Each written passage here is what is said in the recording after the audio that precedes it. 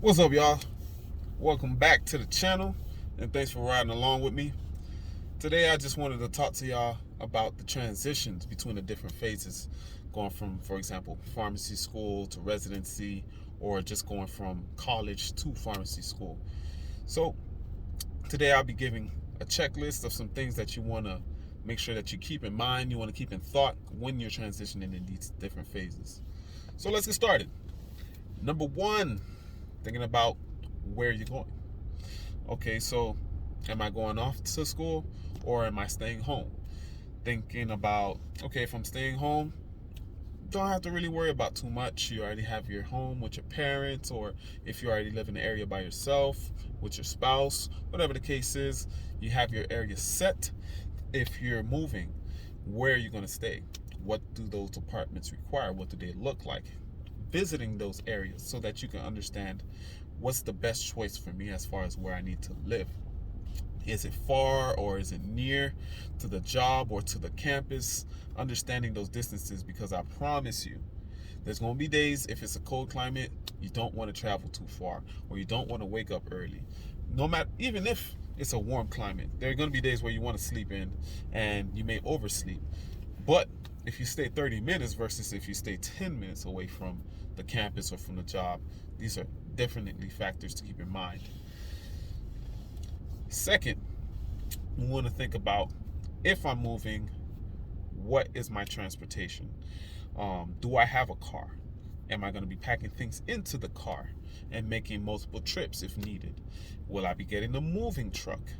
Will I be flying to that area? So these are different things to think about. If I'm going to be taking a car, do I want to drive my own car or do I want to get a rental and have a company take my car? If I'm going somewhere and I may not be staying close to campus, what's the transportation system like in that area? Is the bus system robust? Do I have a car? Do I need to get a car?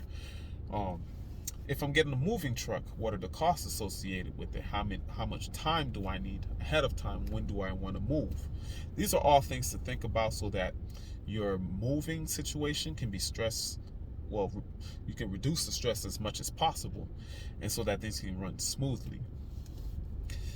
As far third, we want to think about licensure. So if I'm going to a college of pharmacy, I don't have to worry about it because they're going to give me an intern license for the fact that I'm in pharmacy school. So there isn't too much to do on your end, but there may be some paperwork for the Florida Department of Health. I'm thinking about where I am. But your Department of Health, there may be some paperwork for wherever that you're going. So you want to just keep those things in mind. If you're going to a residency program, you want to make sure that you understand what licenses do you need. Everyone's going to need something like the NAPLEX. Everyone's going to need their law exam, but some places have practical exams too. For example, Georgia, they right now they suspended it due to the pandemic, but they have a practical exam and they may restart it soon. So understanding what that state needs and what do you need to do. What are the testing dates like? When do I start my residency? You want to get yourself licensed as early as possible, because once you start getting the assignments, once you start getting the tasks, once you start getting the presentations, it's going to kind of put your studying on the back burner, or something's going to have to take a back seat at some point. So you want to get licensed as early as possible, because generally the load isn't as heavy in the beginning of the residency. You want to next, I believe this is a fourth thing. The fourth thing you want to think about is, as far as once you've gotten into the school, once you've gotten into the job, their requirements. So immunizations, you're gonna have, more than likely have to get the flu shot. If you're in a residency, you're gonna have to think about things for healthcare workers. The CDC website has some different immunizations that you may need. The hospital will ask you for your vaccine history. You may need things like Hep B, MMR, influenza, a negative PPD test. These are all things that may need to be updated and provided to the hospital. For the school, making sure that you may get your high school transcripts, your college transcripts, whatever the case is, to them so that they can have those things on board. Fifth, we're going along with paperwork, transcripts, all that. There's paperwork that you have to do for these different places. So with residency, there's different onboarding things that you may need to sign and turn into them, contract agreements that you have to sign and turn in, making sure that all these things are done, because not only are you a resident and you have to complete that paperwork, but you have to complete the paperwork for the job in itself as an employee. And there's different orientations that these college of pharmacies may have. So understanding, okay, when is orientation, where am I going to stay, how am I going to get there, thinking about these things beforehand so that you can properly plan, and the cost isn't, so you can avoid those last minute costs too, because prices will go up the closer you get to your dates. So making sure you plan those things accordingly. For residency, their orientation is usually at the beginning of your residency, but making sure that you have everything in place by the time orientation comes so that you can be ready to hit the ground running. Typically with residencies, there's things like farm academic that is used so that they can provide you with different surveys, so that they can provide you with different questionnaires on what are your strengths, what are your weaknesses, what do you expect to get out of these residencies, things like that. So you want to make sure that you pay heed to what system your hospital or your residency uses. So far for the PGY1 that I had, they use Farm Academic. For my PGY2, they use Farm Academic. So it might be safe to say that most places use Farm Academic. So just keep heed to what they require and what are those due dates.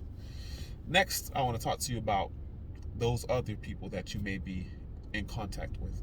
So going to these different colleges of pharmacies, going to orientation, you may meet other students that are in your class, upperclassmen. Networking is key. Networking is basically meeting other people that have similar interests that can help get you where you need to go, so you connect with these people. It's usually a mutual benefit. Someone wants to help, so they meet up with you, or you two have similar interests, both of y'all classmates, and it's easier to get things done when you have a team.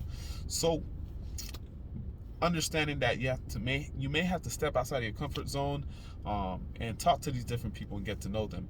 If possible, exchange contacts. If the class has a group, social media platforms such as GroupMe, WhatsApp group, who knows? Being a part of these things can really be helpful. And if you're in a residency program, on match day, connecting with your potential co-residents, getting to know them, building that bond so that once you get there, you can hit the ground running. And I promise you, residency is easier when you get along with your co-residents, if you have co-residents. So making sure that you keep in contact with these people, building that bond, forming that team. Next, I want to talk to you about, once you've gotten all those things out the way, you've moved to that new area, or you're already in that area, and you have to become familiar with your ride. You have to become familiar with your path to the hospital or to the campus or to the college. So you want to get there a couple of days beforehand, explore the area, understand where your grocery store is at, where your department store is at, understanding where you can get food. That's if you eat fast food, if you need to grab something on the go, understanding where those different things are, gas stations, for example. That helps you cut down on travel times because you know exactly where to go. And on your first day, it helps to have alternative routes because you may not know exactly what the traffic is on the actual day, because you've been there a couple days beforehand. You don't know the rush hours, things like that. So having alternative routes is really helpful. And lastly, it's more so of a personal thing. Get yourself organized. If you're a person that needs a planner, if you're a person that needs a calendar, you may use the calendar on your phone, or you may need a physical calendar. Get these things and use them so that you can understand that once you get on that orientation or that first day, you're ready to take notes. If you get papers, that's good too, but you're ready to hit the ground running.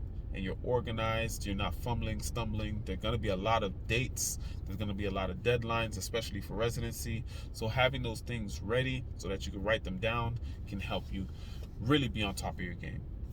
So Just to recap, there's some different things that you want to keep in mind, almost like a checklist. You want to make sure that you understand that if you're moving, that you have a place to stay. What's the distance from the job or the school? What is your transportation going to be? If you're moving, do I need to get a rental? Do I need to get a moving truck? Do I need to get a plane ticket? How am I going to tackle these things? If you're going to be a resident, what are my licensure requirements? What are the testing dates? Where are my testing sites? When do I need to be licensed by for my residency? Because some residencies may drop you. Are my immunizations up to date? Do I have copies and records of these immunizations? What paperwork must I complete? Do I have the paperwork completed? And making sure that they provide you with all the paperwork that you need. You want to connect with your classmates or co-residents if possible. You want to explore the area and become familiar with the area so you know all your different routes and your different landmarks. And lastly, be organized. Stay on top of your deadline and your dates. Things will go much easier when you know what's coming up, what's next, and what do I have to do, so you can prioritize. Those were pretty much the things. I went over my limit of 10 minutes, but like I said, it's really informal.